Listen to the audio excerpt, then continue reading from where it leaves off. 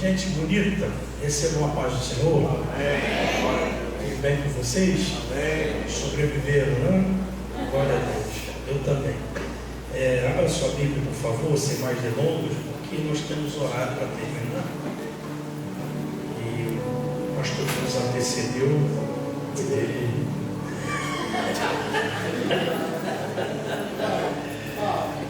não vou falar nada não, porque tudo que eu falar pode ser usado contra mim no carro, na volta. Eu estou de carona, então eu não vou falar. Eu vou ficar na minha. Mas depois do grupo da gente eu falo. Livro do Apocalipse, capítulo 2.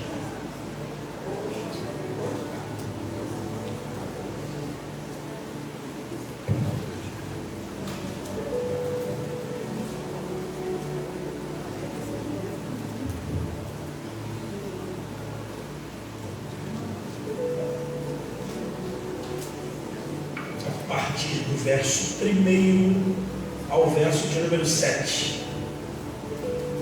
Apocalipse 2, quem achou diz amém? Amém. Está aqui o versículo também, não é só para o Max, não, obrigado. Obrigado aí, rapaziada. Ao anjo da igreja em Éfeso escreve assim: declara aquele que tem as 7 estrelas na mão direita e anda no meio dos 7 candelabros de ouro. Conheça as tuas obras, tanto o teu trabalho árduo quanto a tua perseverança, e que não podes tolerar as pessoas más, que puseste à prova aqueles que a si mesmo se declaram apóstolos, mas não são.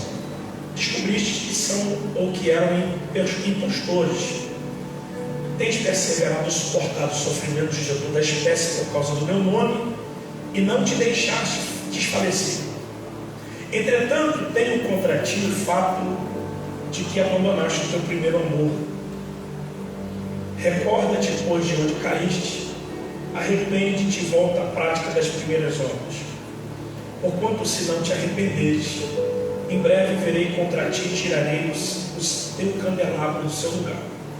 Tens, contudo, a teu favor, que odeias as obras dos nicolaítas, os quais eu também odeio. Quem tem ouvidos, compreenda o que o Espírito declara às igrejas. Ao que vencer, darei o direito de comer da árvore da vida que está no paraíso de Deus. Diga amém. Amém. Toma seu assento, pode dar um sorriso, que agora é no amor. Glória. Porque se eu... a gente já se arrependeu, confessamos. E se eu continuar aqui nessa linha, provavelmente o trabalho acaba hoje. Mês que vem você não volta mais, né? Então, enfim, vamos tentar aqui seguir no mesmo caminho, mas se utilizando de algumas ferramentas bíblicas diferentes, né? Prazer estar aqui com vocês, prazer conhecer o bispo, prazer conhecer o Kleber, eu já conheço, de 277 anos, mais ou menos. Vocês entenderem como é que a Marlene é crente, né? Porque para aturar o Kleber tem que ser nascida de novo. Então, se tem uma mulher que vai para o céu aqui, de tantas que tem aqui, a Marlene está puxando a caravana, né? Deus abençoe a Marlene, né? Engraçado, a Marlene conheceu ela mais crente também, né? Agora ela está mais church. Conheci ela cantando Laureate, né? O anjo que desce, que sobe, agora está cantando Virgílio. Isso era o tempo da prova, gente. Rio Casca, que, né? Você sabe onde é Rio Casca? Nem eu, mas ela morava lá. Aí veio para Contagem, melhorou um pouquinho, aí veio para cá, para Botoel, ficou rico. Aí agora Church. Ai, saudade. Vocês acreditam que o nosso sol também já foi no dia assembleano? Essa mensagem é assembleana, né? Isso é culto de doutrina na Assembleia, né? O bispo falou aí, já sabe que está cortada, gente. Se você mandou, fica com aquela cara de hipócrita, você vai ver, meu Deus. Ai. Quando a gente voltar, vamos conversar com você. Ô, gente, vamos lá. O Maxwell citou uma palavra aqui, aliás, ele usou um termo aqui que eu achei muito interessante e me fez lembrar e me recordar de um tempo da minha vida pastoral, que não faz tanto tempo assim, que eu estava numa crise. Depois que a gente vira pastor, toda aquela ideia que alguém diz para você que é bênção, cai tudo por terra. Esse negócio de ser pastor, esquece esse negócio. Eu estou orando para ver se tira esse PR da frente do meu nome. E eu descobri que eu não sou pastor. Pastor é quem cuida, eu sou evangelista, né? Então, eu sou o que vai pregando aí de igreja a igreja, anunciando o evangelho. Mas eu também exerço a função de pastor. Então, eu tenho sobre o meu comando, a minha liderança, uma igreja lá no São João do Meriti, no bairro do Parque Analândia. E eu descobri que cuidar de igreja é morrer no paraíso. E às vezes você bota todo mundo no céu e você fica com dúvida se tu vai chegar lá por cada tormento que as pessoas geram na vida da gente, né? A gente fica tão atormentado, preocupado com o problema dos outros, que a gente acaba esquecendo dos nossos. E eu entrei em algumas crises existenciais, crises ministeriais, e eu orei a Deus para que Deus pudesse me dar um caminho para resolver isso. E nada melhor do que você ler o manual bíblico, o manual da nossa existência espiritual, que é a Bíblia, porque coisas espirituais se resolvem com coisas espirituais. Não dá para você usar uma ferramenta natural para você resolver problemas espirituais. Então eu li a Bíblia no sentido de meditação, e não para pregar como ultimamente faço. E eu me peguei meditando em 2 textos. Um desses textos está aqui. Esse texto falou muito comigo, porque esse texto talvez reflita o pensamento de muitas pessoas que caminham na igreja. Pensamento de gente que não desistiu de fazer, mas está lutando com um sentimento chamado desânimo. O desânimo é recorrente. O problema é que o desânimo acontece em Porto Real, acontece em Caxias, acontece em Belfort Roxo, acontece em Belo Horizonte, acontece em Cariacica. E parece que a igreja está caminhando a passos largos para poder ser coberta com esse cobertor chamado desânimo e ficar aconchegante como um hino brasileiro que diz: deitado eternamente em berço estranho. E eu pedi ao Senhor para que esse veneno sentimental pudesse ser extirpado da minha vida. E Deus me deu aqui esse texto para minha reflexão. E o que eu achei engraçado é que quando você lê o texto para falar com você, o texto tem outro sentido. Não é um texto que você lê na obrigação do texto falar com alguém que está lhe ouvindo, mas é um texto que fala contigo primeiro. Esquece essa parada de que o pregador fala: é porque a palavra é espada de 2 gumes, primeiro corta aqui. Mentira, não corta nada. Na verdade, ele quer que você se lasque mesmo, e ele fica lá dizendo: eu preguei muito hoje. Mas enfim, esse texto é um texto que Deus falou comigo no meu particular, para poder tratar algumas situações do desânimo. A primeira coisa que eu gostaria de fazer você lembrar é que João, quando tem de Jesus a revelação para escrever as cartas às igrejas, a primeira igreja que ele escreve é a igreja de Éfeso. E é muito engraçado você perceber que essa igreja é uma das igrejas que mais recebem elogios de todas as outras igrejas. Mas me parece que os elogios que ela recebe, eles quase que se anulam por causa da expressão que Jesus usa, dizendo: eu tenho contra ti. Eu tenho contra ti o quê? Que você deixou a sua primeira caridade, ou o seu primeiro amor. Parece que essa igreja, motivada pelas boas obras, teve as suas boas obras anuladas por causa da motivação. Na verdade, o amor que Jesus está exigindo dessa igreja é um amor seguido de obras, é caridade. É um amor que não se reflete só em sentimento. Não é um amor que a gente olha para o céu e diga: Jesus, I love you. Não é um amor porque Jesus, ele não se impressiona com as nossas palavras. Na verdade, é um amor que é transliterado em ações exortações. Agora, por que a exortação desta igreja, que é uma igreja extremamente relevante, é uma igreja do Novo Testamento poderosíssima, que é a igreja de Éfeso, teve de Jesus essa exortação? O pano de fundo dessa igreja, e eu gostaria de caminhar com vocês através desse pano de fundo, é que a igreja de Éfeso é uma igreja poderosa, relevante. Paulo mesmo escreve uma carta endereçada a esta igreja no momento das suas prisões. Mas o evangelho não chega em Éfeso simplesmente pelas mãos de Paulo. Provavelmente Apolo tenha sido o evangelista que levou o evangelho até Éfeso, uma cidade de aproximadamente 300 mil pessoas. A cidade de Éfeso ela só perdia para a cidade de Corinto, porque enquanto Corinto tinha 800 mil pessoas, ou 800 mil habitantes, em Éfeso, que era uma megalópole, existia aproximadamente 300 mil pessoas. Era em Éfeso que existia uma arena para os Jogos Olímpicos, que comportava 25 mil pessoas nas festas celebradas na cultura grega. Em Éfeso também tem a imagem erguida à deusa Diana, chamada Diana dos Efésios, ou chamada Artemis para os gregos, que segundo a mitologia grega, essa Diana ou Artemis era a deusa padroeira das parteiras. Então era muito comum as pessoas irem para Éfeso para levar as suas oferendas e trazer para as suas casas lembranças, imagens, souvenir, que era o emblema da deusa Diana, como lembrança. E isso fazia com que a economia da cidade de Éfeso, que já era gigantesca, pudesse girar de uma maneira pujante. Então Éfeso era uma cidade riquíssima. E é para esta cidade que Paulo endereça uma carta a uma igreja plantada lá. Essa igreja plantada em Éfeso, Atos capítulo 19, você percebe que é lá que eles chamam os crentes daqueles que eram do caminho.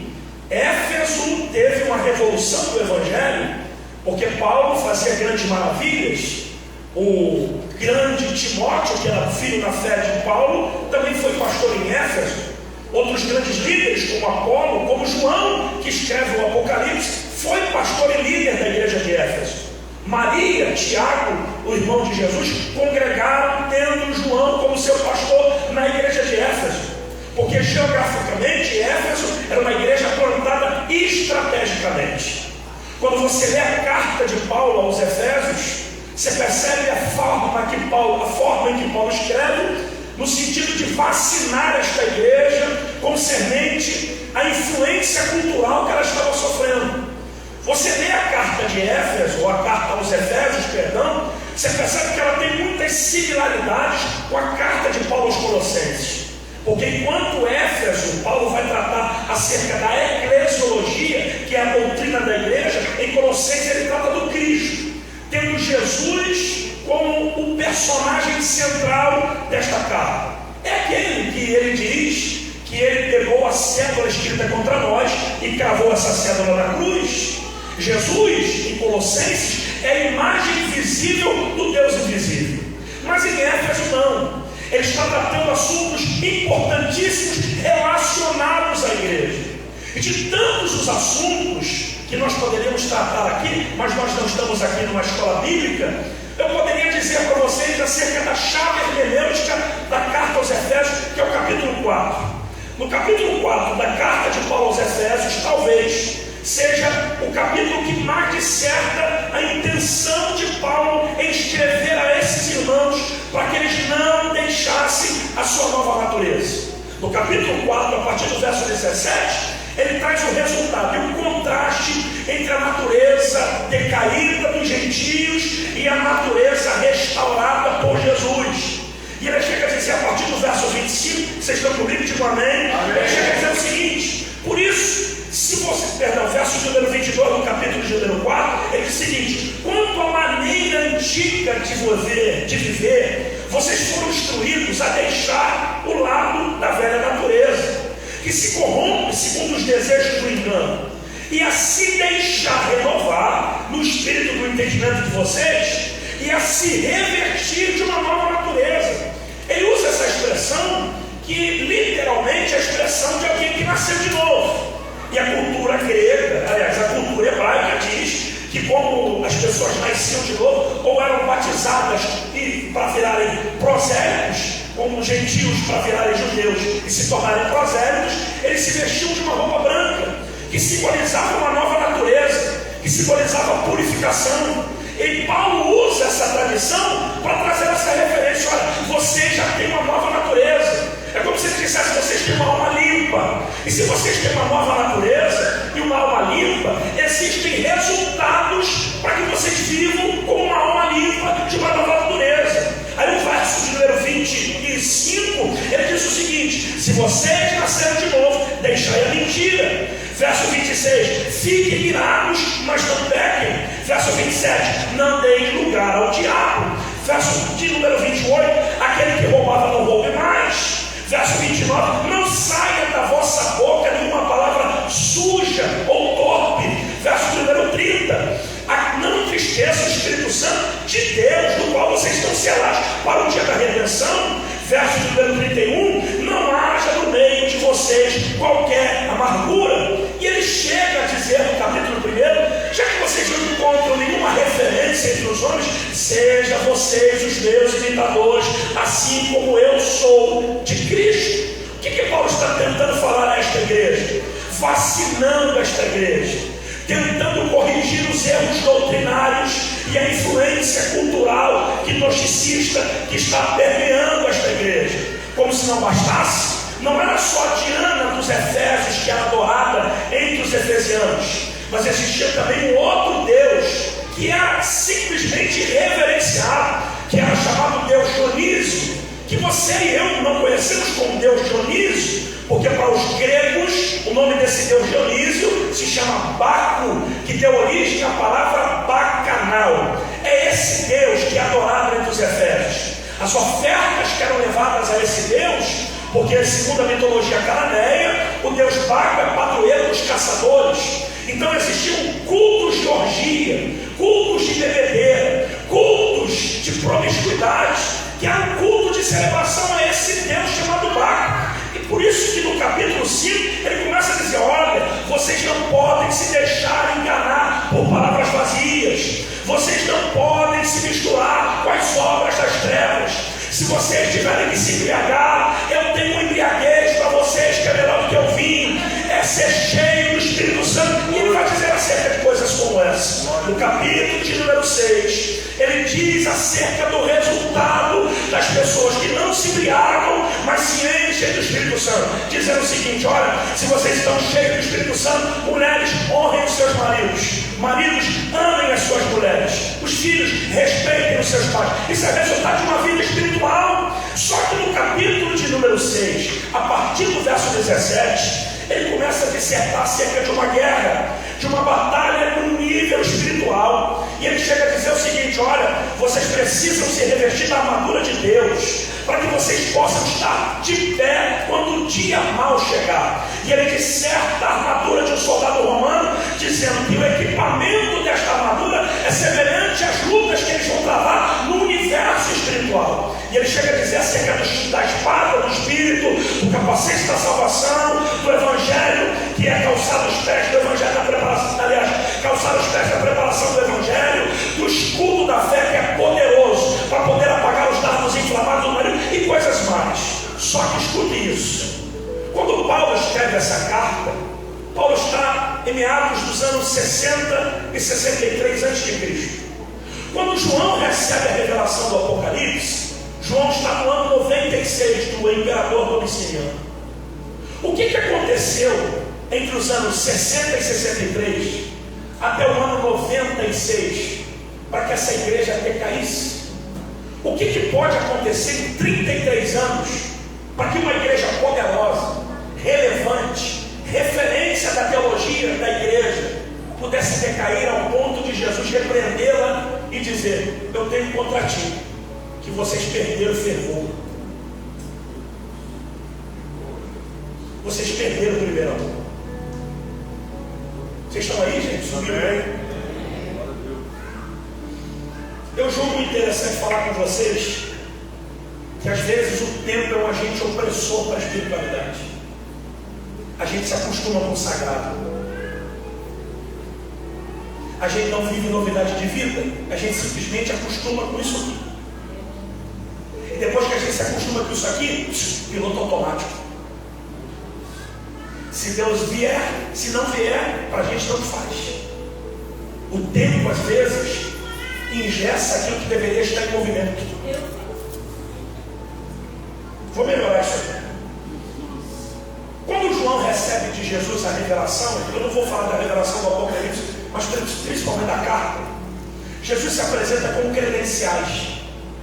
Porque para cada igreja ele tem uma credencial.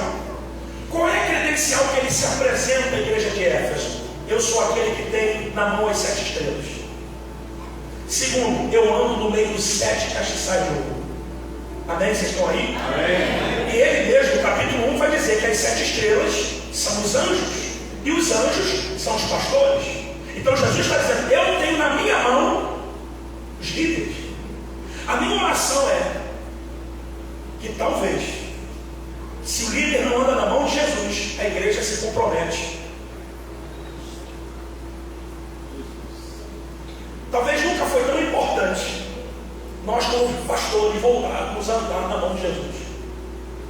Porque não existe segredo para crescimento e avivamento que não seja a Bíblia. O problema é que a gente inventou tantas coisas que deixamos de meditar na Bíblia para ficar idólatras de livros e de pessoas que tiveram experiências pessoais. Quando a Bíblia diz que a graça de Deus é multiforme, se manifesta de diversas formas. Cabe a mim e a você entender qual é a visão de Deus para o lugar onde nós estamos plantados. Porque nem toda experiência se multiplica. Nem toda experiência é igual. Dá um sorriso. O problema é que nós deixamos de ser líderes para sermos coaches. O evangelho que a gente prega é tudo menos aquilo que Jesus pregava. Não existe mais uma unção profética como essa que nós recebemos aqui. Porque toda palavra dura que a gente recebe, parece que alguém que está pregando está desabafando. Pastor, mas o senhor está dizendo que ele tem todos os pastores na sua mão? Todos eles. Você é maduro para ouvir o que eu vou te dizer? Todos eles. Porque na maioria das vezes, Jesus não tem compromisso com quem prega, mas com quem tem sede para ouvir. Então, ainda que o cara não tenha nenhum tipo de caráter, o problema é que por falta do caráter dele não invalida a palavra que ele carrega. Porque o semeador é sempre inferior à semente. Vocês estão aí, gente? Vocês estão aí ou não? Não é o nível, olha para mim, não é o nível de portas por onde eu passo, não é os lugares que eu prego, mas é a semente que eu carrego. E quando eu carrego uma semente, a obrigação de Jesus não é tratar de quem semeia, é cuidar da semente que foi plantada. Vocês estão aí ou não? Mas o problema é que a gente usa a falha das pessoas para não congregar. Nós nunca tivemos uma geração de pessoas desigrejadas como agora, pessoas desanimadas com a igreja, que usa a falha de pessoas para não estarem aqui. E acredite, eu sei que você não precisa ser crente, você não precisa estar na igreja para ser crente, mas você precisa estar aqui para estar em comunhão. Porque a igreja não é uma reunião de pessoas isoladas. Igreja é o lugar onde a gente se assenta na mesa. A mesa é o lugar das instruções. Ele é a videira, nós somos os ramos. Vocês estão aí ou não? Então aqui é o lugar das nossas conexões. O céu não é lugar de gente egoísta. Ele tem na mão os pastores. Agora, segunda coisa, ele anda no meio dos 7 castiçais. E os 7 castiçais são as 7 igrejas. E eu gastei tanto tempo dizendo que Jesus não está lá não. Mas quando eu li esse texto, eu entendi que ele está em todos os lugares. Não, vocês estão aí? Estão aí ou não? Ele está em todos os lugares. Você acha que tem uma porta fechada que não deixa ele entrar? Você acha que ele precisa de uma porta aberta ou fechada para ele entrar numa igreja? Se ele está andando no meio dos 7 castiçais que representam as 7 igrejas, isso vale dizer que ele entrou na igreja de Laodiceia, que tem a aparência de que está viva, mas está morta. Mas ele entrou na igreja de Filadélfia, que tem pouca força, mas guardou a palavra da perseverança. Agora, pastor, por quê? Porque em uma igreja ele entra para corrigir os infiéis, na outra igreja ele entra para consolar os que não podem desanimar. Pergunta ao teu irmão, qual é a igreja que você congrega? Diz gente que precisa ser corrigida, ou de gente que precisa ser consolada. Agora, eu não posso dizer que ele não entra, ele entra em todas as igrejas, porque a igreja dele pregou, abriu a Bíblia, pregou o Evangelho, ele é dono da igreja. Porque a palavra não é para o pregador, a palavra é dele. Então, esse Jesus que se apresenta e diz que anda no meio dos 7 castiçais, que tem as 7 estrelas na mão, ele diz: eu conheço as tuas obras. E essa é a desgraça para muita gente e o louvor para outros. Porque não há nada que nós possamos fazer escondido que ele não conheça publicamente. Eu não posso desanimar porque eu não tenho crédito. Porque se você quiser ter crédito em alguma coisa, vai fazer uma aula de teatro. Porque na aula de teatro você vai ser aplaudido. Aqui você vai ser mudado, transformado. Aqui você vai ser confrontado. Do meu confronto, que no ambiente do meu consolo. Porque aqui é que o Espírito entende que você pode ser melhor que essa carranca, você pode ser melhor que essa cara feia, você tem uma versão melhor do que essa. Aqui o Espírito entende que você se esconde de pastor, se esconde de líder, mas de Deus você não pode se esconder. Ele te conhece, ele conhece as suas obras. Agora dá um sorriso, dá um sorriso. Sabe que tem gente que só tem função, mas não faz nada. Como também sabe que tem muita gente que não tem carteirinha para fazer, não tem gabarito e capacidade, mas faz. É verdade, Senhor. E um dia vai ouvir: eu tive frio. Tem muitos evangelistas que não tem nome de evangelista, mas evangelizam. Tem muitos pastores que não tem nome de pastor, mas apacenta. Tem muitos missionários que não tem nome de missionário, mas faz missões. Porque ele conhece as tuas obras. Subiu, glória a Deus. Segure a mão de alguém e diga: ele conhece as suas obras. Diga: ele sabe o que você está fazendo. Ele sabe o que você fala. Ele sabe onde você anda. Ele sabe que você ajuda. Sabe das cestas básicas que você compra, ele sabe do dinheiro que você empresta, ele sabe que você mantém a vida de alguém, ele conhece que você precisa colocar trombeta para fazer isso, ele conhece as suas obras. Conhece as suas obras. Eu não posso ficar decepcionado com isso. Por quê? Porque o texto continua. Eu disse que eu não vou me alongar porque eu preciso orar com vocês. E o texto vai dizer o seguinte: que essa igreja, lá no Apocalipse, é uma igreja que rejeita o mal. Diga: ela rejeita o mal. Mais alto, ela tem rejeição ao mal. Os membros dessa igreja eram elogiados por não tolerar as pessoas más. E por estarem, aliás, testarem os que se dizem apóstolos não são. Quando ele usa essa expressão, os apóstolos que são mentirosos, ele está falando dos legalistas. Ele está falando o seguinte: olha, a lei ainda está em vigência. E eu amo isso aqui. Porque Paulo, quando escreve a igreja de Corinto, que é uma igreja poderosa, ele diz que nós não somos ministros da lei, mas ministros do Espírito. Então o legalismo não cola para quem nasceu de novo. Verdade. Vai doer, mas vai curar. Está filmando? Então filma aí. O problema é que esse movimento apostólico está tentando fazer com que seja incluído na cabeça da gente que a igreja nasceu para servir o pastor e não o pastor a igreja. Parece que nós, como igreja, somos empregados do pastor e o pastor não é o funcionário da igreja. Jesus inverteu tudo isso. Eu vou ensinar vocês como é que serve. Subiu glória, né? Porque o líder precisa servir. Você quer que a coisa seja bem feita, pastor? Dá um exemplo. Eu não estou aí, né? Subiu agora.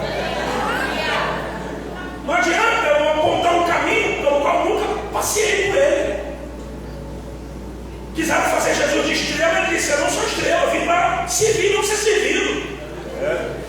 É Deus. Então rejeite esse conceito conceito falso. Coloca na nossa mente. Deixa eu voltar para cá. E coloca na nossa mente que parece que a gente tem que produzir os bezerros de ouro que Jesus ou Deus destruiu no Velho Testamento. Porque hoje em dia parece até que esses homens são intocáveis. Eles são a última Coca-Cola do deserto, que traz uma revelação que nem Jesus conhece.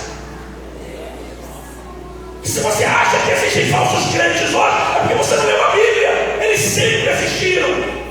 Mas essa igreja não tolera os falsos apóstolos. Que é tão importante quanto você está ouvindo.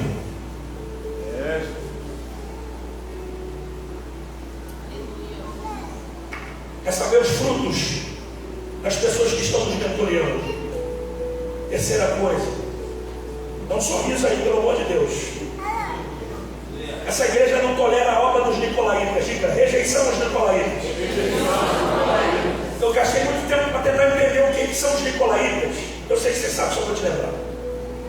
A palavra nicolaíta é um termo de uma junção grega de duas palavras, Nikao e Laos. Nikao tem o sentido de conquista, de domínio, e Laos é povo, gente, multidão. Então, quem são os nicolaítas? Os que influenciam, dominam, conquistam a multidão.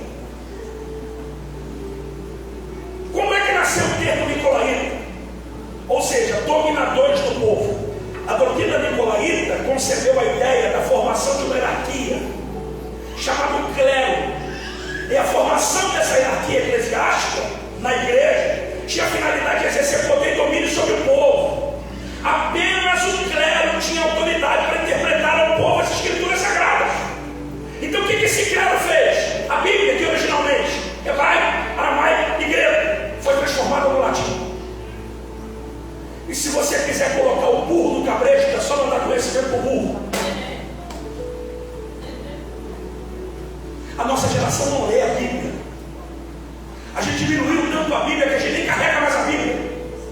E tem gente que tem dificuldade de descobrir até no aplicativo onde é que está o livro de Abacuque. Vocês estão aí, gente? Amém. Vocês estão aí ou não? Amém. A minha oração é: olha para mim. Eu tive a oportunidade de ir em 2011, 2012 na Feira do Livro. Chegar na Feira do Livro, no Rio Centro, estande dos muçulmanos. Quanto custa o alcorão na época? R$ 49,90. Qual é o tratamento? Cafezinho, água gelada e cadeirinha para você sentar e explicação do que está escrito.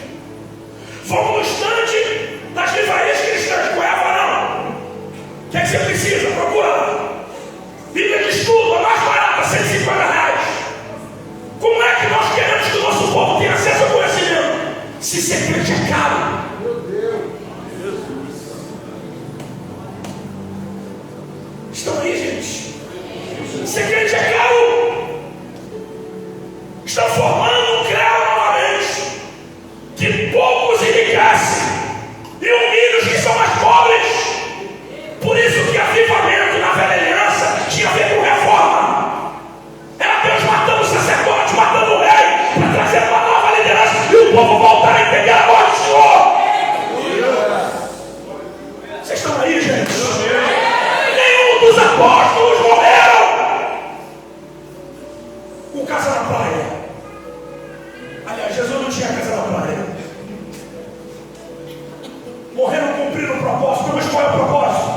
Atos 1:8. O Espírito Santo não foi dado a eles para eles estudarem para saber quem é que prega mais ou quem é que fala mais línguas estranhas. O Espírito foi dado para que eles se tornassem testemunhas. A palavra testemunha é mártir. O Espírito foi dado para que eles pudessem morrer. Meu Deus.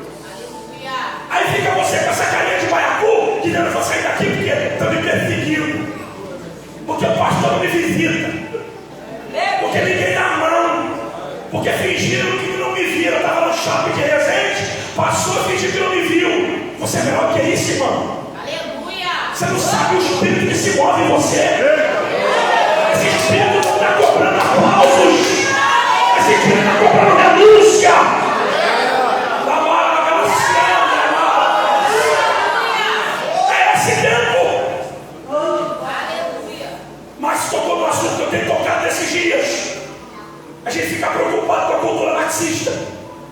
fica preocupado em enviar os nossos filhos para a universidade, para a faculdade, porque são mais centros de ativismo do que para alguém aprender alguma coisa.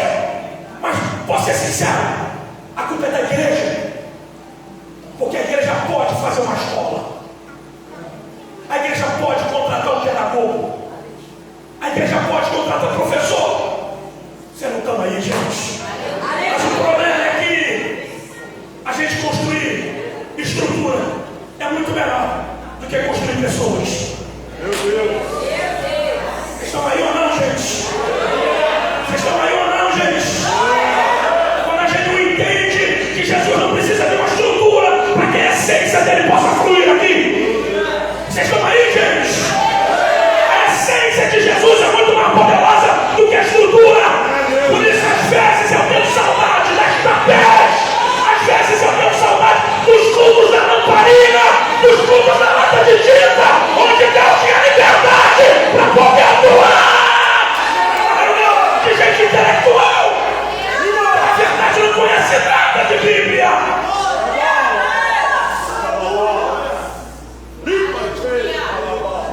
Talvez o Senhor tenha nos sinalizado e nós não ouvimos. Ele está com saudade da nossa simplicidade. E a gente faz tudo. Uma cidade de Corinto, só fazendo uma referência, era extremamente promíscua. A igreja não mudou a cidade, mas a cidade mudou a igreja. A igreja de Corinto ficou parecendo com a cidade, porque alguém pregou para a gente que a gente precisa mudar a cor da parede, que a gente precisa mudar a estrutura para atrair o mundo. O mundo não é atraído por causa de uma estrutura. Marcos capítulo 2, eles afluíram para a casa onde Jesus estava. Não é porque a casa estava na frente da praia de Cafarnaum, é porque Jesus estava lá dentro. As pessoas não entram aqui porque a estrutura é bacana até onde elas entram aqui porque Jesus está aqui dentro. Que Porto Real fique sabendo que Jesus está aqui dentro. É isso que a gente precisa.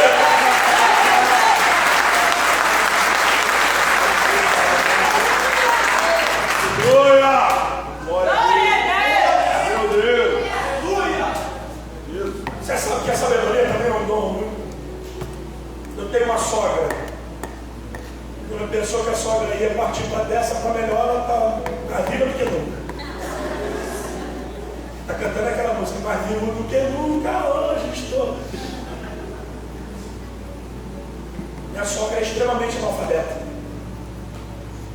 Ela já leu a Bíblia 3 vezes. Ela não sabe ler um jornal, mas ela sabe ler a Bíblia. Se você não sabe, Deus existe. Glória a Deus. A gente conhece tudo que existe no mundo e pouco do que existe no céu. Por isso, quando alguém diz troca o mundo pelo céu, você diz eu vivo mais no mundo do que no céu. Porque o céu é só uma promessa, o mundo é a minha realidade. Então eu não vou trocar promessa por realidade. É por isso que você vem para a igreja por causa do mundo. Porque você não quer deixar o mundo pelo céu e ir pela igreja. Subiu, glória a Deus. Por quê? Eita glória! Porque não se prega. Porque não se ensina.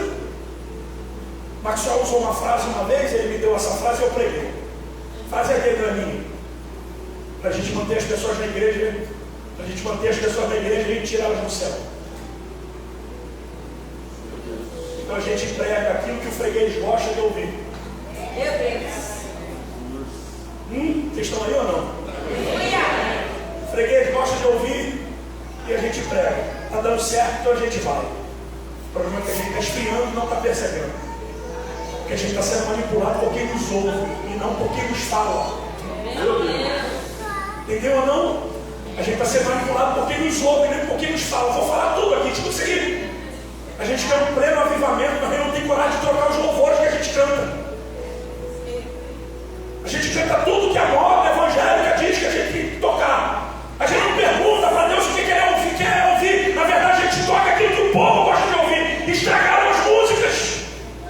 Toda música boa, quando entra na rádio, a gente estraga, porque a gente só tem ela para cantar. Ele não canta mais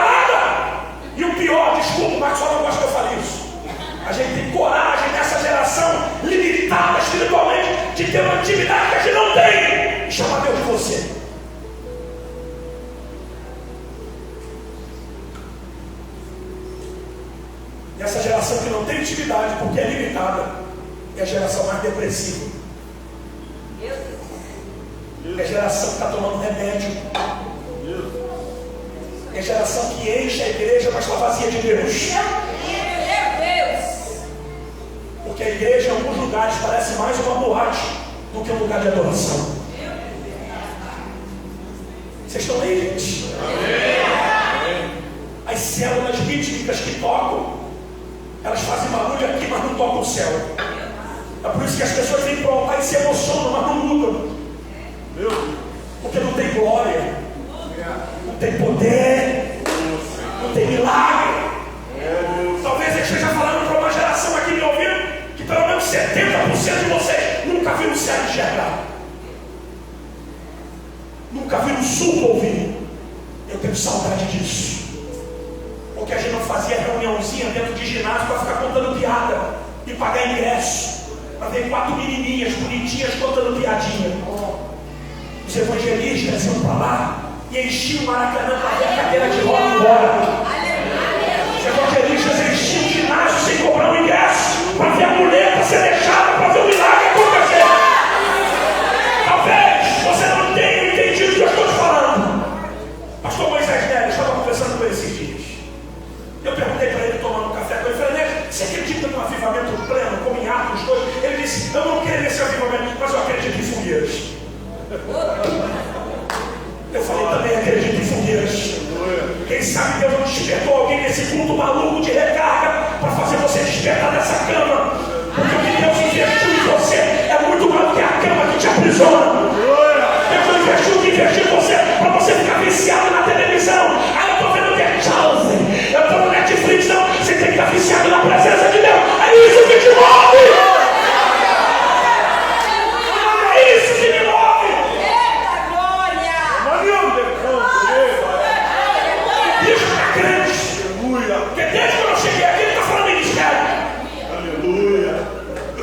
Diferente de muitos outros líderes que não estão nem aí, deixa que a tremenda caia na conta.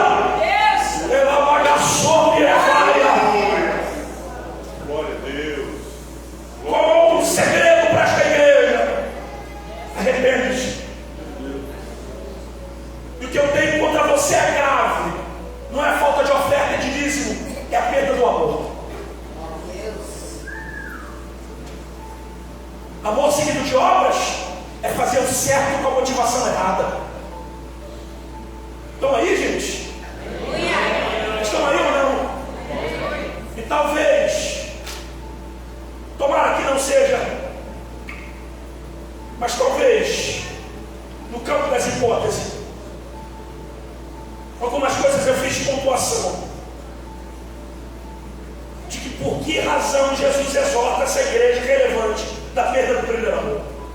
Respira fundo. Talvez por causa da rotina e do formalismo. A gente canta, eu quero viver algo novo, mas a gente só dá coisa velha. O glória a Deus que você deu aqui é aquele glória de 1970, porque você nunca mudou o seu estilo de culto, Deus nunca mudou a forma de te abençoar. O problema do formalismo é que ele está embrulhado na religiosidade. Pelo menos eu sou crente, pelo menos eu vou no culto. E o pior, no pior das hipóteses, a nossa fé é sensitiva. A nossa fé é medida pela reação da terra e epiderme. Eu arrepiei, Deus falou comigo. Se não arrepiei, eu não fui no culto. Você é tão religioso quanto formal. Vocês estão aí ou não? Amém. Diga ao meu irmão, diga assim: com o passar do tempo, é possível que as práticas religiosas, rotineiras e mecânicas, tenham assassinado a nossa espiritualidade. Diga, nós às vezes continuamos a trabalhar, mas o nosso coração e a nossa paixão que nos movia antigamente não são mais os mesmos. A gente não sente mais aquela alegria quando alguém diz vamos trabalhar. A gente sente aquele peso, aquele fardo, aquela carga. A igreja não pode ser o lugar da tua tristeza. Você não pode vir para cá para ficar triste. Você tem que vir para cá para tirar onda.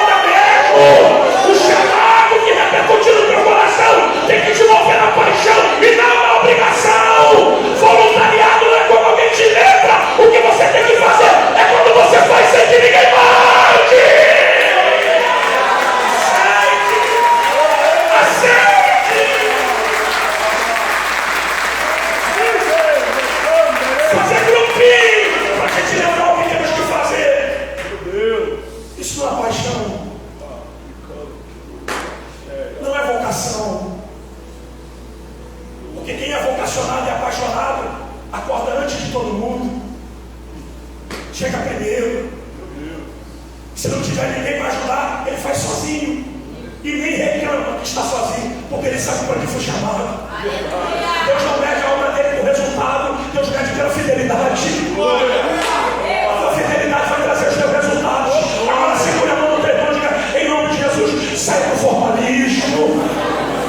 Mais alto, diga, saia da rotina. Sai da rotina. Diga, desliga esse piloto automático e volta a subir o controle do teu corpo.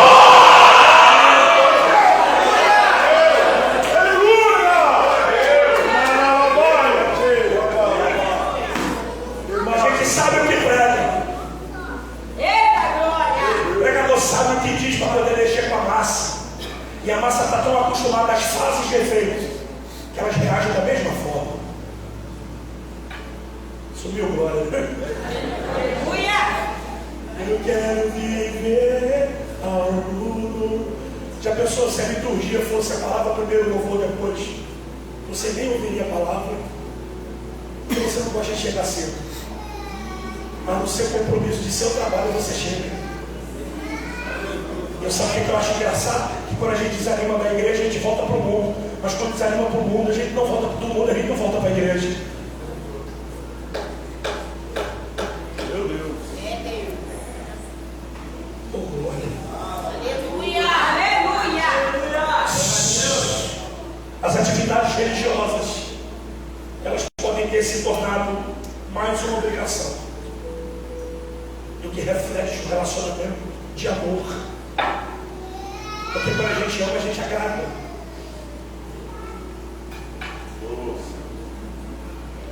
De boa. Deus nem está percebendo que você está dando dízimo.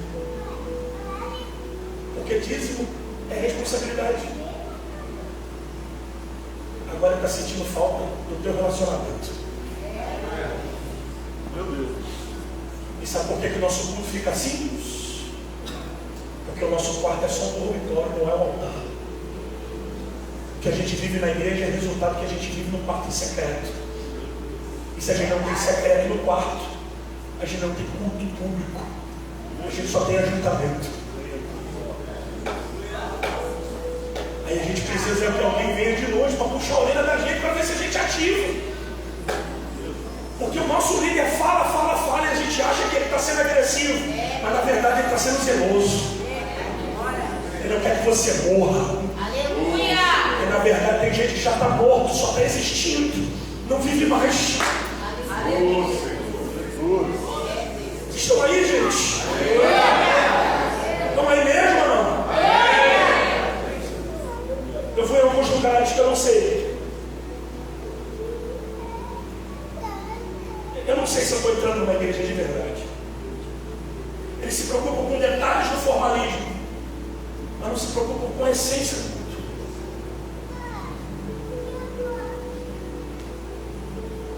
Eu fui numa igreja e não vou falar o nome do lugar, em Petrópolis. Não vou falar o nome da igreja. Fui para pregar numa conferência de jovens. Eu estou achando, eu sei que meu carro botava quase 150 gravatas, a gente vai tirando e vai botando lá. Bota só terra e tal, eu vou. Quando eu cheguei na porta da igreja, eu falei, tem camisa aí, tem conferência, você tem a camisa do pregador. Não tinha camisa. Eu falei, mano, calma aí, deixa eu pegar minha gravata. Aí fui no carro, cavei, fui na bolsa. Não achei a gravata. Falei, rapaz, é congresso de jovem, estou sem gravata, estou de terno, estou de calça, estou com um manto figurino. Aí o irmão disse, calma aí que eu vou falar com o pastor. O pastor disse, vou arrumar uma gravata para ele. Cheguei lá, está todo mundo de camisa, mas eu tive que pregar de gravata. Eu falei, se puder explodir, deve ser muita glória. Eu acho que nem Jesus chegou lá. E o pior era a gravata que eles me arrumaram. Aquelas gravatas de crochê.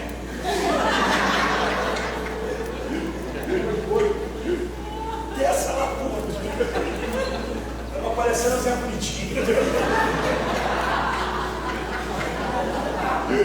Eu falei, cara, eu vou pregar. Levanta a mão! Dá aleluia! Dá glória, crente!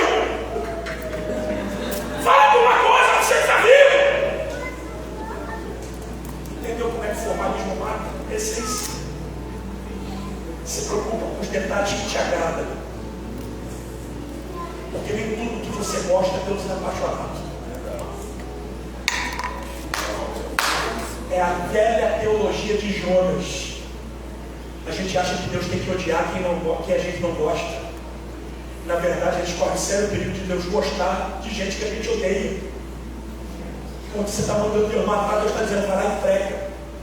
Que eles vão viver.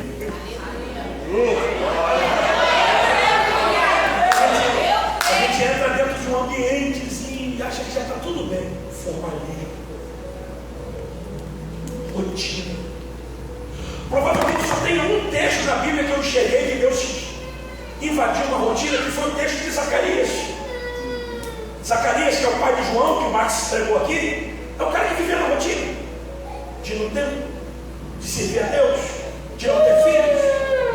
E quando ele achou que seria mais um culto, Deus entrou na vida dele e disse: o culto vai ser pai e pai de um filho. Mas na maioria das vezes somos nós que temos que quebrar a nossa rotina, tentar fazer para Deus um culto diferente. E desculpa, olha para mim, o culto não é Deus que faz para a gente. A gente é tão louco que diz assim: pastor, eu demorei a passar a mensagem para o senhor porque Deus está no controle do culto, Ele está no comando, o Espírito Santo que manda. Não, o Espírito Santo não faz culto para a gente. Deus não dirige o culto, quem dirige o culto somos nós, quem faz o culto somos nós. Então a ausência de Deus no culto, na verdade, é por causa da ausência da adoração que nós não prestamos a Ele. Quando a mulher samaritana foi na água, quando a mulher samaritana foi beber água, foi pegar água no poço, ela descobriu que Jesus estava no poço e deu a ela o entendimento de que os maridos que ela teve não foram suficientes para arrancar ela da dependência do poço. Mas se ela bebesse a água que ele tinha para oferecer, eu estou dizendo a ela: eu sou teu marido de verdade, eu tenho uma água para te dar, que você nunca mais vai aguentar nesse poço. Eu vou decretar a tua independência do poço, pelo nível de água que você vai beber. Mas o problema é que a gente vem no poço, a gente não encontra Jesus, a gente não bebe a água que ele dá, e a gente volta para casa. Mas nessa noite aqui, Jesus vai te dar água para beber. Tome a mão de autêntica em nome de Jesus. Quebra essa rotina. Quebra essa rotina. Dá a Jesus o que você nunca deu. Ao invés de aplaudir da glória, levanta a mão, pula da cadeira. A glória.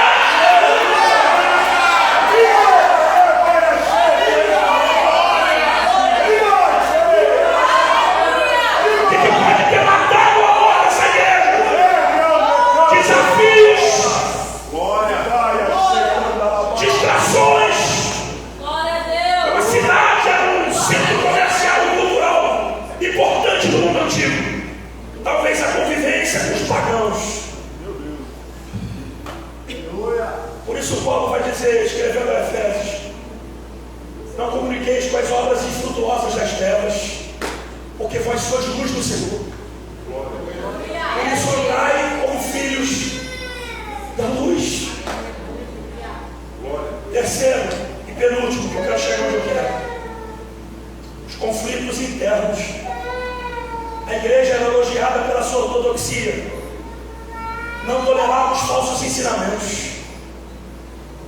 Mas infelizmente essa intolerância pode ter levado essa igreja a uma mentalidade crítica, de achar que todo mundo é medido e aferido pelas obras comuns. Ou seja, está todo mundo no mesmo pacote. E a gente morre quando a gente mede as pessoas no mesmo pacote. É possível. É possível sobreviver nos desafios num ambiente onde todo mundo é igual? Sim. Sim. Vocês estão aí ou não? Porque o último lugar que eu colocaria o meu filho para ser criado era na casa de Eli.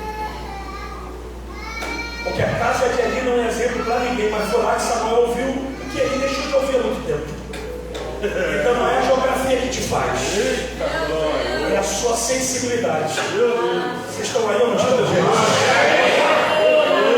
Agora eu encerro, porque eu queria falar sobre isso aqui. Eu tenho um projeto social e eu tenho uma dificuldade muito grande de ficar mantendo ele. Estava na berlinda. recebi uma ligação de um camarada que era deputado federal. Esse cara foi lá no projeto, fez aquelas belas e lindas promessas. E eu deixei entrar no meu ouvido e saí. Mas ele me perguntou qual é a tua deficiência, o que é que precisa aqui, qual é a sua limitação. Eu disse, eu tenho um sonho. Meu sonho é construir um campo de grama sintética. Porque as crianças que treinam no futebol, quando choram, elas não têm condição de treinar. Então elas ficam ansiosas. Eu já fiz o orçamento e não, eu podia morrer, nascer, morrer e ressuscitar 3 vezes, que a minha vida não daria para pagar o valor do campo de grama sintética. E eu aprendi que aonde o teu recurso não vai, a tua fé chega. Então eu fui para o joelho e fui orar. E esse cara foi me perguntar isso, eu entendi que era uma resposta. Ele disse, dinheiro eu não tenho, mas ora por mim. Se Deus liberar um negócio, não vou mandar uma emenda, não para você, mas para a prefeitura. E a prefeitura vai cumprir. Pronto, o cara cumpriu. Mandou a emenda para a prefeitura e a prefeitura construiu. Não foi só o campo, ela construiu uma praça dentro da favela. Um campo de grama sintética, 7 pessoas na linha, só não joga vascaíno. Glória a Deus. Glória. Nem corintiano, mas o resto foi. Não sei porque a igreja ficou ajeitada. Bacana, está lá na página do projeto. O cara me chamou para o dia da pedra fundamental e surpreendentemente ele disse que o nome do campo se chamaria Lucas Ferreira. Lucas Ferreira é o meu filho que foi assassinado. Eu tive filho assassinado em 2016 com 2 tiros de fuzil. E a partir da morte do meu filho eu criei um projeto chamado Lucas 2219, que é nesse projeto da qual estou falando, depois eu volto aqui para falar sobre isso. Fiquei lisonjeado, apaixonado, legal, beleza. Dia da inauguração, fui viajar, minha esposa foi na inauguração com os meus outros filhos e com o pessoal da igreja. Quando ele anunciou que o nome do projeto seria Lucas, a minha esposa que estava lá disse assim, olha, fulano levantou lá atrás e disse assim, por que o nome do projeto vai ser o nome do filho dele? Aí outro levantou lá, e o outro fulano lá também levantou e disse, por que pode ser o nome do fulano? Ele falou que levantou aí 5, 6, 7, 8 pessoas. E quando ela disse isso, eu falei, quem é que levantou? Ela falou o nome do ciclano, eu falei, aquele que levantou é o que a gente reconstruiu a casa dele na enchente. O outro que levantou é aquele que vai lá pedir gás todo mês que a gente dá o gás para ele. O outro que levantou é aquele que a gente cuida das fraldas do filho. O outro que levantou é aquele que dá cesta básica. Todas as pessoas que levantaram foram as pessoas que eu mais ajudei e que ajudam. Eu cheguei em casa e falei para minha esposa, vamos parar com esse negócio. Acabou. Ela falou, o que você vai fazer? Já percebeu que a gente não tem nada? Eu doei uma casa, estou morando de aluguel e pago caro no aluguel da casa de aluguel. Os carros que eu tenho, toda hora Jesus me pede. Então ando de carro alugado que é mais barato. Porque se ele me pedir, está alugado, eu falo.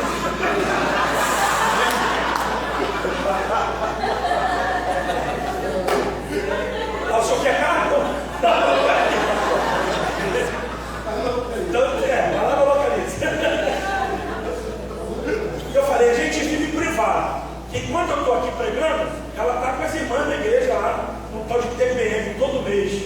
Eu falei, já não basta, já tem não, tem que criar outro, né? Então, está lá com as irmãs da igreja.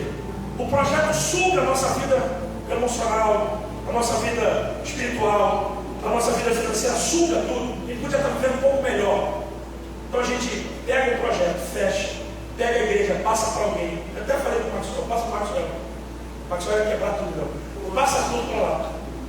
E a gente vai viver a nossa vida. Aí minha esposa olhou para mim e disse assim, vamos orar, né? Vamos orar. Quando ela disse assim, eu disse, eu vou orar mesmo, revoltado. Vou orar, quero nem saber e tal. Eu fui. E eu queria só dizer para você que se você quiser desanimar e desistir, não ora. Desiste antes de orar. Porque se tu for orar, corre um sério perigo de derrubar teu plano. Eu fui orar, dobrei o meu joelho. E o Espírito Santo veio no meu coração e disse, você vai deixar que a ingratidão mate a tua generosidade. Porque se o ingrato matou o generoso nunca foi generoso de verdade. Você não tem percebido por que eu tenho te abençoado. O que eu entreguei na tua mão nunca vai ser seu. é de quem precisa. Então corro o risco de, se eu fechar o projeto, eu parar de pregar. Porque Deus não me leva nas agendas que eu vou porque eu tenho boa mensagem. É porque eu tenho um bom propósito. Levantei e falei, não vou desistir mais não, fique em paz. Só que eu cheguei aqui. Qual é o problema dessa igreja? Talvez seja o teu problema. Cansaço.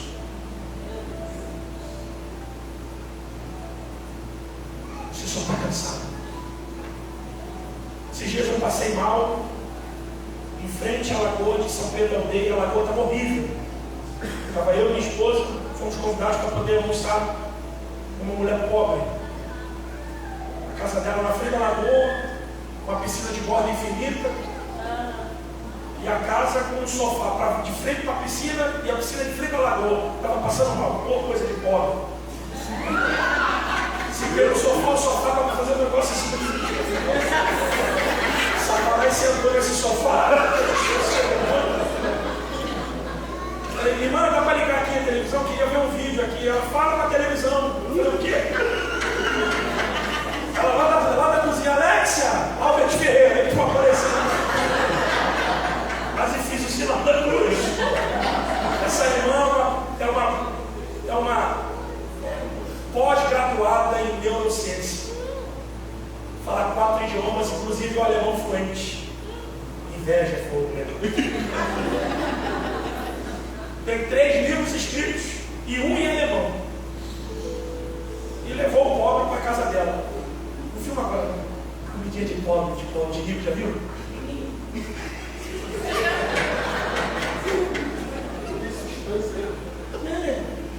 Folhinha aqui.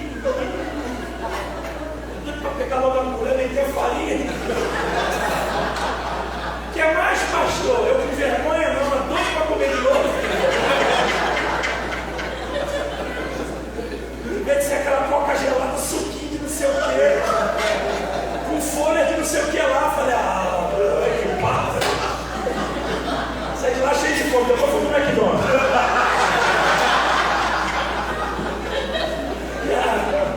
Mas o que valeu? O que valeu? Foram as boas perguntas. E a minha pergunta para ela foi essa: a senhora acha que Elias estava depressivo quando ele entrou na caverna? Mas fala como acadêmica. Ela disse: Elias tinha todos os sintomas de alguém deprimido, mas ele só estava cansado.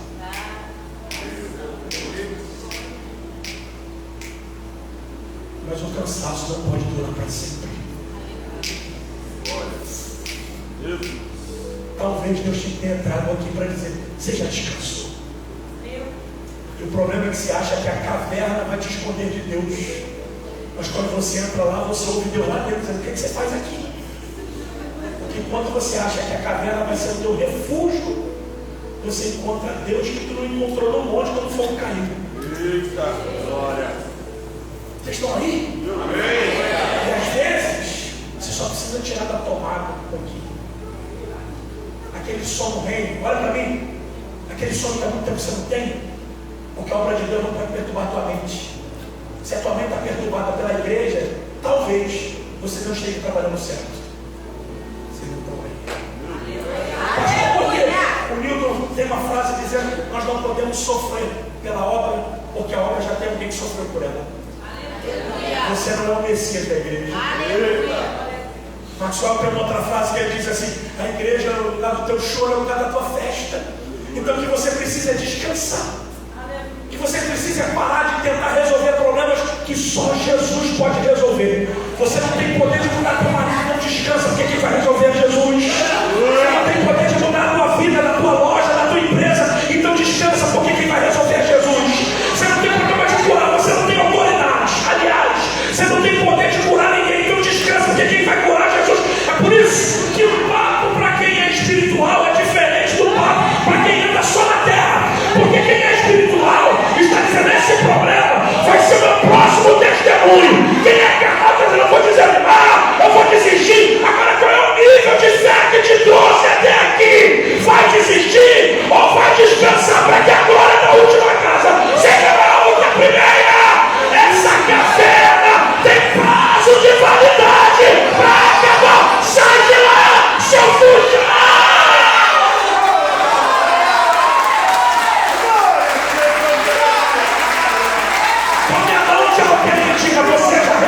abençoou. Deus já te reabasteceu. Agora volta para o teu caminho. Volta a fazer o que você fazia. O diabo não quer te matar. Ele está tentando te anular dentro da igreja. É por isso que você não prega. É por isso que você não canta. É por isso que você não celebra. É por isso que você não se entrega. É por isso que você não levanta a mão. Você está morto aqui dentro. Mas hoje o dono da vida chegou para poder te reanimar.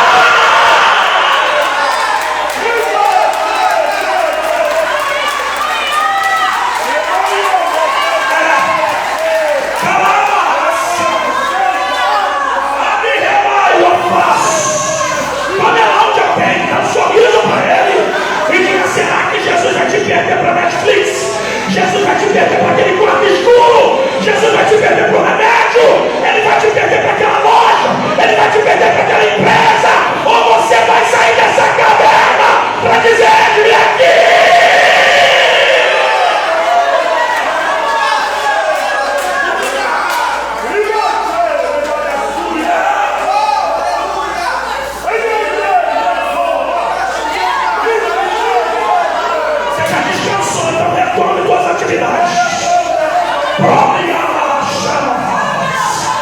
A raiva de Satanás é que ele nunca imaginaria que o vento ia soprar nesse deserto, que o vento vai soprar nesse vale de ossos secos, porque para o diabo você está morto, para Deus é um vento só para te botar de pé de novo.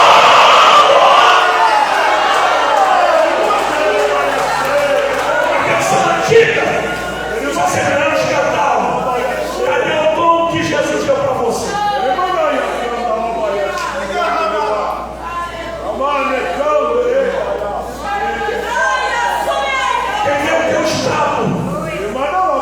Sempre vai analisar o teu destino.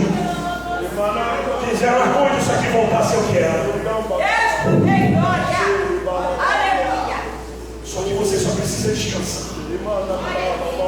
Dá um toque nesse irmão, diga para ele: um dia, 2 dias, chega no máximo 3. Vai tirar uma onda, vai fazer um passeio, vai pegar aquele dinheiro da poupança e vai gastar com a tua família. Fala: se não gastar com a tua família, o Ricardo depois gasta. Deixa pra lá. Mas vai gastar aquele dinheiro. Você está aí com a cara toda inchada, está com a mão cheia de calo, sua vida vai indo embora e você cheia de preocupação. Deus não te chamou para isso. Deus não te chamou para isso. A igreja não é para isso. A igreja é para o teu repouso. Você já mudou? Já se arrependeu? Agora descansa. Tem uma canção que diz, antiga, que diz: é meu, somente meu, todo o trabalho, e o teu trabalho é descansar em mim. Se você não está descansando no Senhor, talvez você precise ser reavivado. Olha para alguém e diga assim: ao que vencer. Diga: vença o cansaço. Mais alto: vença a fadiga. Diga: vença os críticos.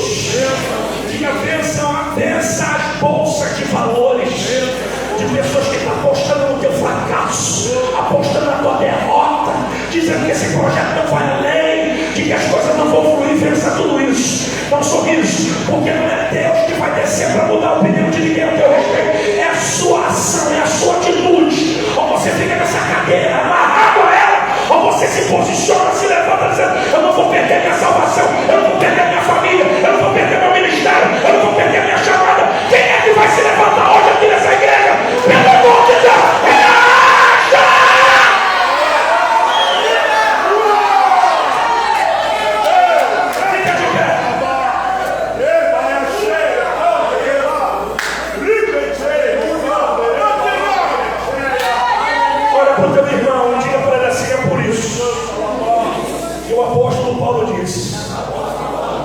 Que ser cheio é melhor do que ser embriagado.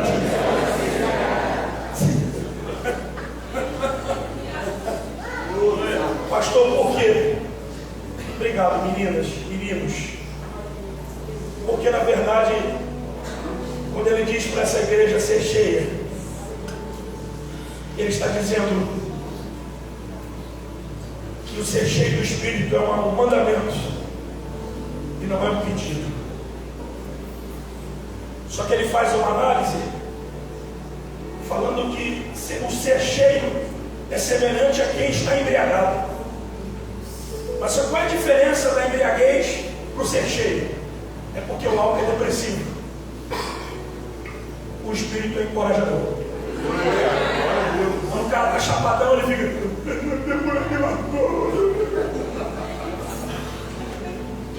Você foi a culpada desse amor. O cara chapadão ficou ouvindo Pablo, Léo Santana,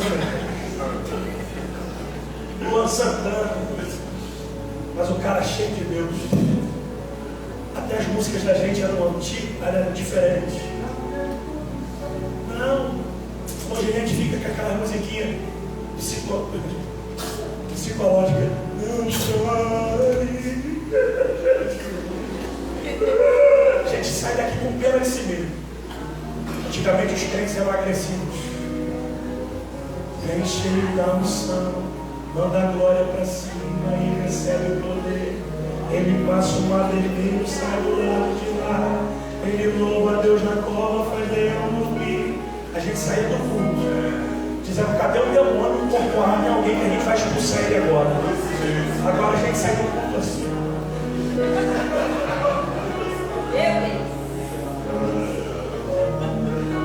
Estava fazendo um lanche ali no quiosque do alemão, veio um cara, um demônio com roupa de sargento da PM.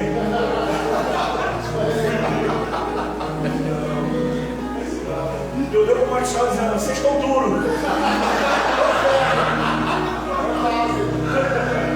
Vocês estão duros, vocês pararam o carro de vocês aqui. Se tivesse com dinheiro, paravam lá dentro. Eu falei: ainda bem que eu não estou nessa conversa, eu estou aqui no carro. Chegou a hora dos demônios te respeitarem como crente, ponto real.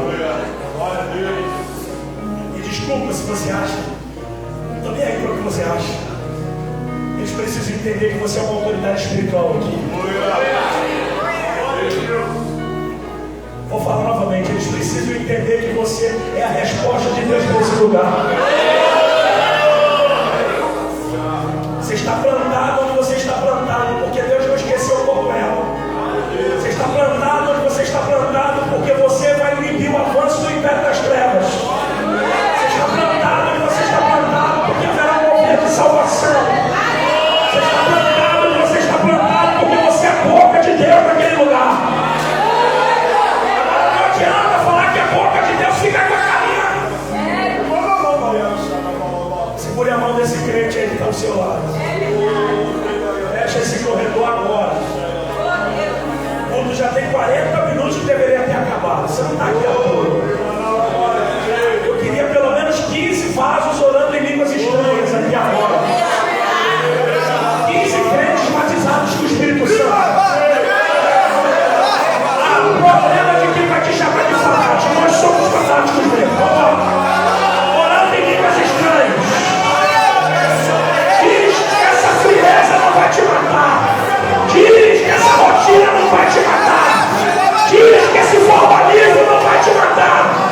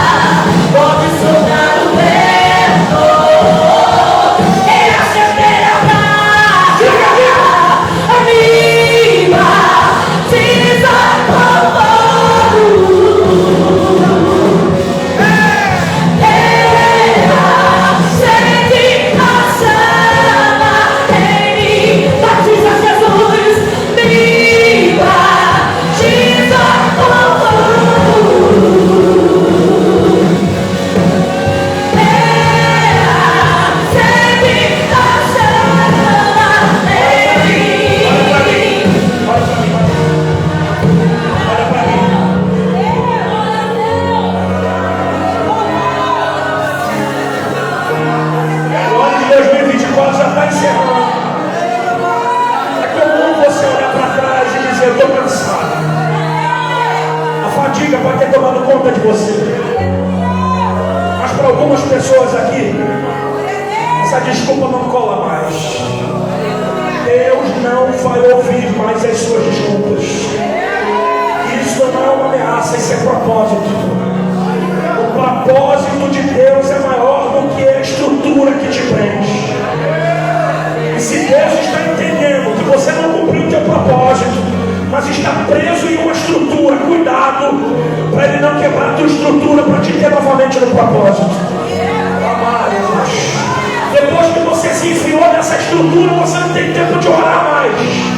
Depois que você se enfiou nessa estrutura, você está frio. Você não dá um glória a Deus. Você não sente mais Deus na igreja. Você não tem tempo de ler a Bíblia. Você que subia monte para a consagração, você só arruma desculpa para Deus. Então Deus está mandando dizer para você: eu vou arrumar um tempo para você agora. Eu vou arrumar um tempo. Ou você volta ao caminho por onde você não deveria ter saído, ou Deus vai tirar você dessa estrutura. Força! Pastor, o que eu tenho que fazer? Dá um grito, pede socorro, abre a boca, ora em línguas, se entrega para Ele, mas não deixa essa estrutura te matar!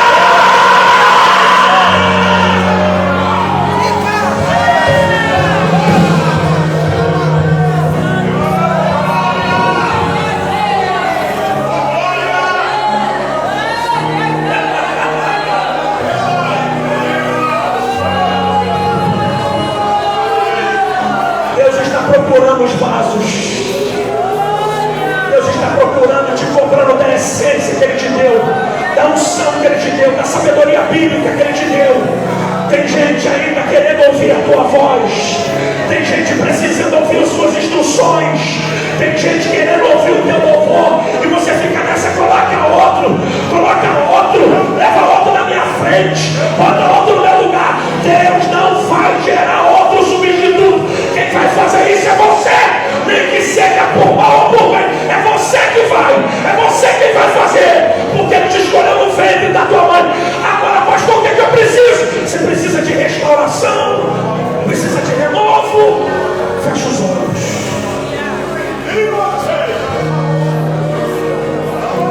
Diga: Espírito Santo. Diga: Espírito Santo, dono da minha vida, dono desta igreja, eu te amo. Me perdoe pelas minhas deficiências, pelas minhas falhas, pela minha negligência. Diga: eu quero recuperar o tempo que eu perdi, gastando meu tempo com coisas irrelevantes. Diga: se o Senhor tem comigo alguma coisa desse tempo, diga: me renova nessa noite. Diga: eu não quero sentir a tua presença, eu quero ser possuído pela tua essência. Diga: seja bem-vindo em mim. Diga: bem-vindo em mim. Seja bem-vindo em mim. Diga: eu quero operar coisas, sinais, maravilhas, libertações, cura. Diga: eu quero pregar o teu evangelho. Eu quero anunciar arrependimento. Eu quero mostrar para as pessoas que a água que eu bebi um dia, ela permanece a mesma.